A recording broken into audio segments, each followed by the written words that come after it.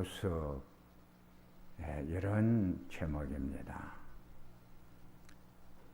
제자는 첫째로 부름받은 자들입니다. 오늘 본문 1절을 보면 부름의 주체는 예수님이시다 그랬습니다. 예수님이 12 제자를 친히 선택을 해서 부르셨습니다. 요한복음 15장 16절을 보면 너희가 나를 택한 것이 아니요 내가 너희들을 택하여 세웠다고 했습니다. 에베소서 1장 4절을 보면 창세 전에 그리스도 안에서 우리를 선택했다고 했습니다. 예레미야 1장 5절 말씀을 보면 내가 너를 모태에서 짓기 전에 너를 알았고 내가 태에서 나오기 전에 너를 성별하였고 너를 여러 나라의 선지자로 세웠다고 했습니다. 하나님이 예레미야를 성별, 구별하여 부르신 것처럼 우리 성도님들도 하나님이 성별하고 구별해가지고 때가 되니까 은혜로 부르셨다 그랬습니다. 두 번째는 부름받은 대상들입니다.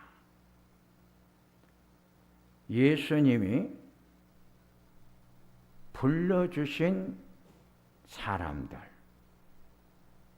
예수님으로부터 부름을 받은 사람들의 모습을 바울 사도가 고린도 전서에 아주 세미하게 기록을 해 주었습니다.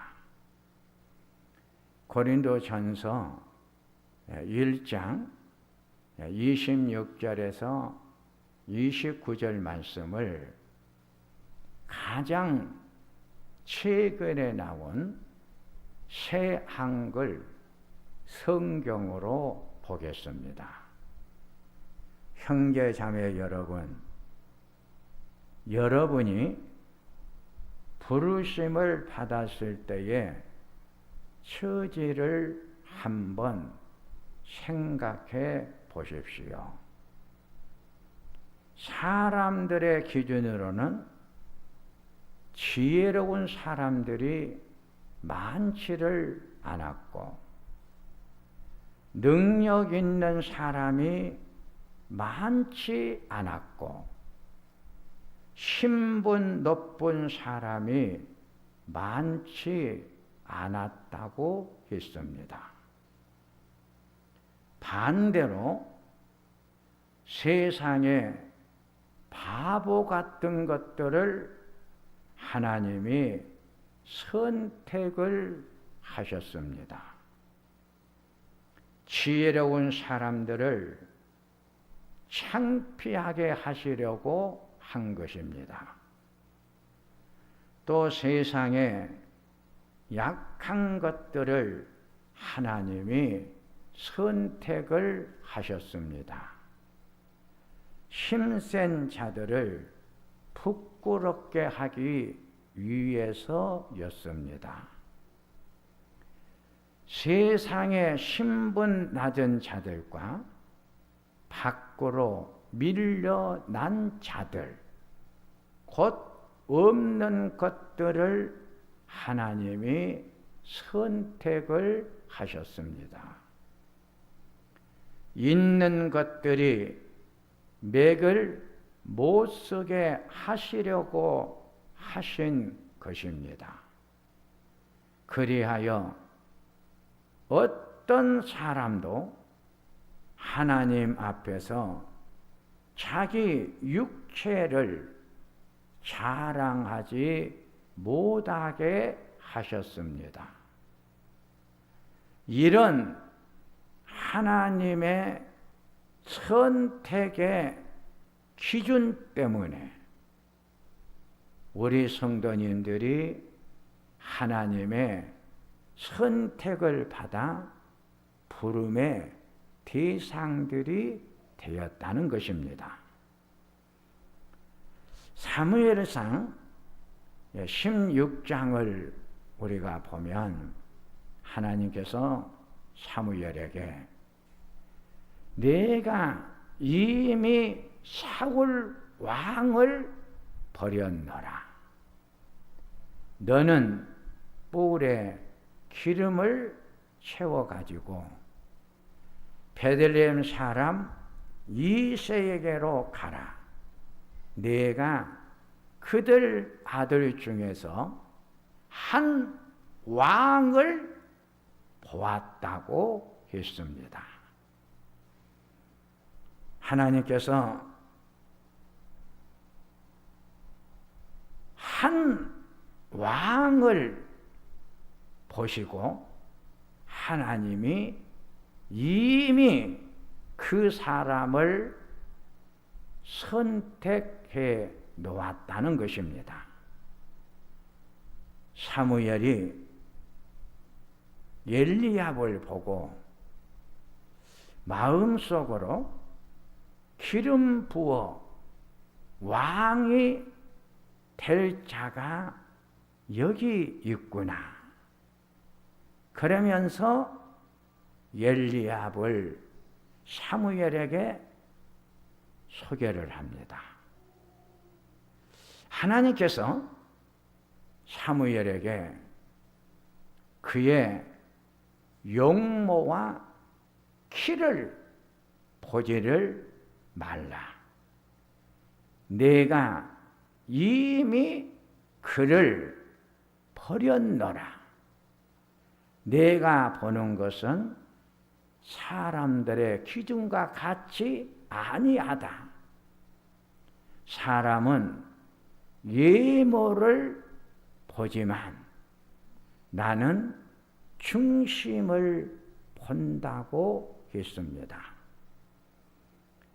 이새가 아들들을 사무엘에게 소개를 하지만 하나님께서는 그들을 택하지 않았습니다. 사무엘이 이새에게 남은 자식이 없느냐고 마지막 묻습니다. 이새가 지금 들에서 양을 돌보고 있는 막내 아들 하나가 있습니다. 그 막내 아들을 빨리 데려오라고 해서 다윗이 왔습니다. 하나님이 사무엘에게 내가 왕으로 선택해 놓은 자가 지금 내 앞에 와 있구나. 그에게 기름을 부어 왕이 되게 하라고 했습니다. 사람의 외모를 보지 말고 중심을 보라고 했습니다. 이것이 하나님의 선택의 기준입니다. 세 번째, 제자의 삶입니다. 12 제자 중 예수님을 가장 닮기 위해 힘을 썼던 세 제자가 나옵니다. 베드로, 요한, 야고보입니다. 마태복음 17장 1절을 보면 예수님이 변화산에 올라가실 때 베드로와 세베대의 아들 야고보와 요한을 따로 불러 데리고 갔다고 했습니다. 예수님이 가장 사랑한 제자,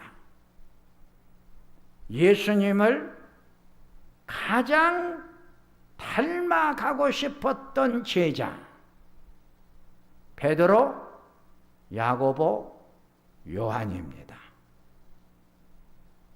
이 세 제자의 삶을 조명해 보고자 합니다. 첫째, 베드로의 삶입니다. 베드로의 성격은 다혈질이었습니다. 베드로가 예수님의 제자로 부름을 받았을 때 그의 삶은 거칠었습니다.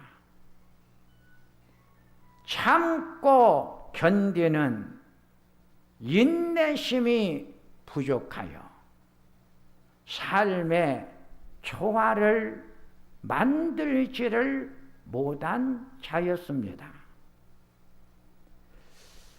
마태는 마태복음 26장 51절에 베드로의 모습을 이렇게 성경에 가르쳐 주셨습니다. 예수와 함께 있던 자들 중 하나가 손을 펴 칼을 빼어 대제사장의 종의 말고의 귀를 잘라 버렸습니다. 이때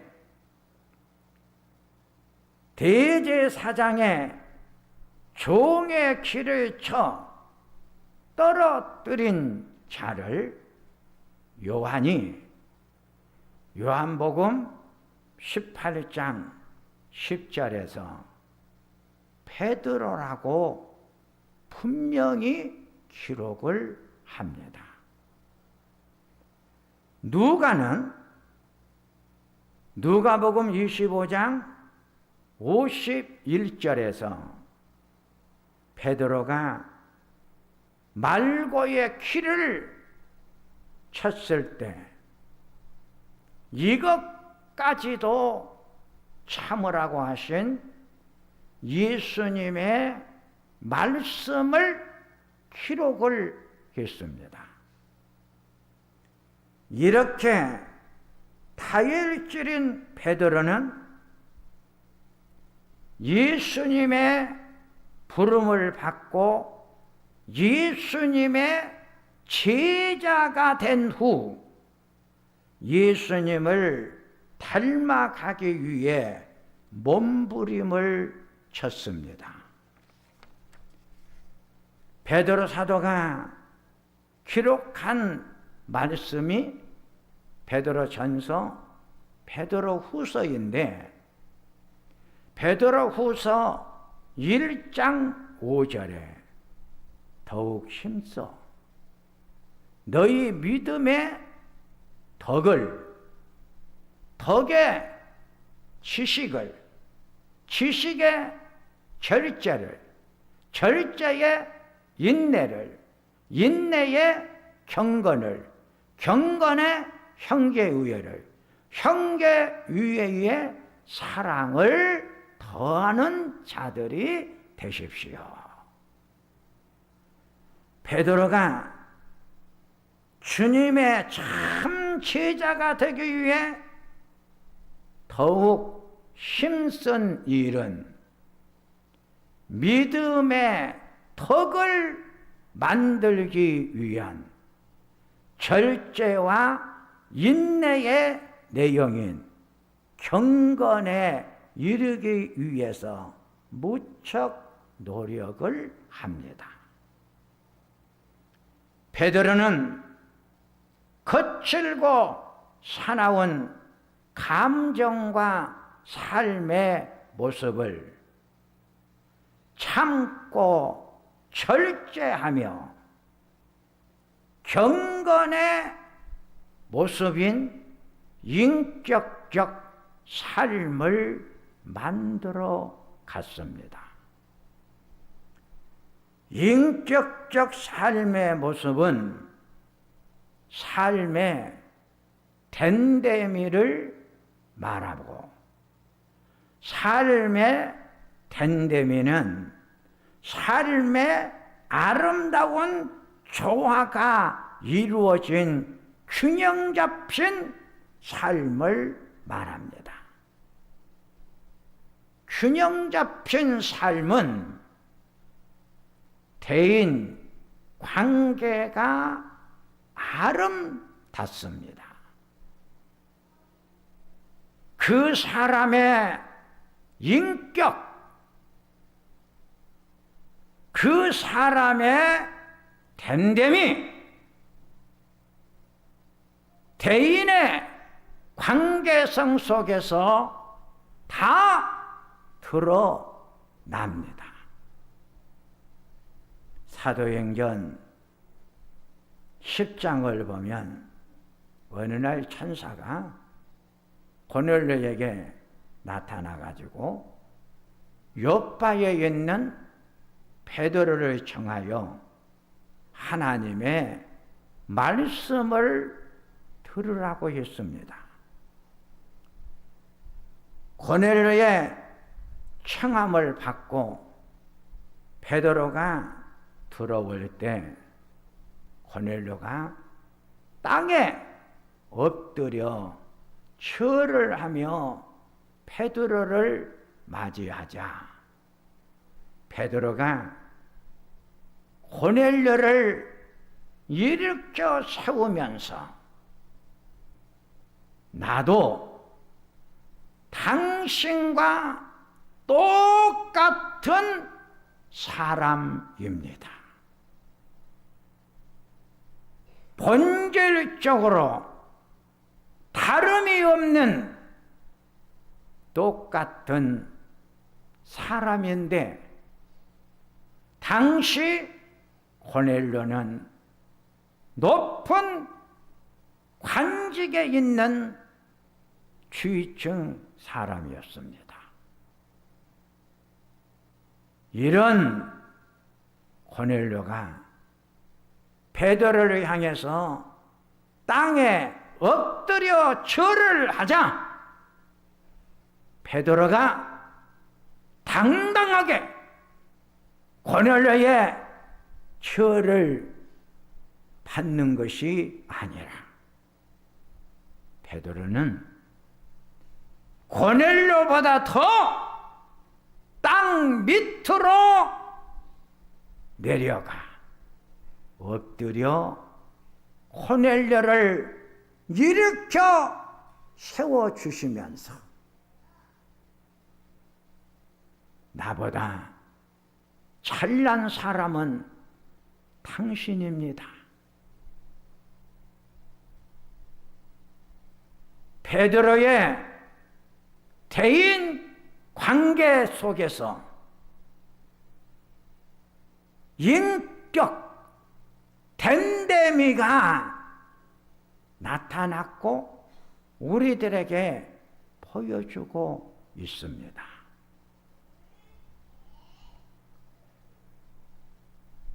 고넬료를 대하는 베드로의 삶의 매너가 보입니다. 베드로는 율법의 내용인 삶의 예의와 예절을 철저하게 지켰고 살았습니다. 이것이 인격적 삶입니다. 참 인간이 되는 것이 제자의 첫 출발의 삶입니다. 두 번째, 사랑의 제자 요한입니다. 요한은 마가복음 3장 17절에 마가가 요한의 성격, 모습을 어떻게 표현을 하고 말을 했느냐면 보안에게 우레의 아들이라고 하는 별명을 주었습니다. 우레의 아들이라고 하는 별명의 뜻은 번개가 칠 때 불이 보이는 것처럼 요한의 마음은 언제나 불이 꺼지지 아니하고 타고 있었기 때문에 그의 마음은 따뜻한 마음이었습니다. 요한의 따뜻한 마음은 성령의 불을 받을 때 만들어집니다. 성령의 불을 내가 너희들에게 주기 위해서 왔다고 했습니다. 각 사람 머리 위에 성령의 불이 임했다고 했습니다. 요한의 머리 위에 성령의 불이 임했을 때 그 성령의 불은 머리에 머물러 있는 것이 아니라 가슴, 마음 속에 머물러 있었습니다. 그러기에 마가는 요한을 우레의 아들이라는 별명을 붙여주면서 요한 사도의 마음은 언제나 따뜻한 마음이었다 그랬습니다. 요한의 따뜻한 마음이 수준 높은 사랑으로 나타났습니다. 요한복음 13장 34절을 보면 새 계명을 너희에게 주노니 서로 사랑하라. 내가 너희를 사랑한 것 같이 너희도 서로 사랑하라. 너희가 서로 사랑하면 이로써 모든 사람이 너희가 내 제자인 줄 알리라고 했습니다. 요한은 예수님의 제자가 된 후 사랑의 사도가 되기 위해 먼저 수준 높은 사랑의 실천자가 됩니다. 요한복음 19장 25절에서 27절을 보면 예수님의 십자가 곁에는 그의 어머니가 있었습니다.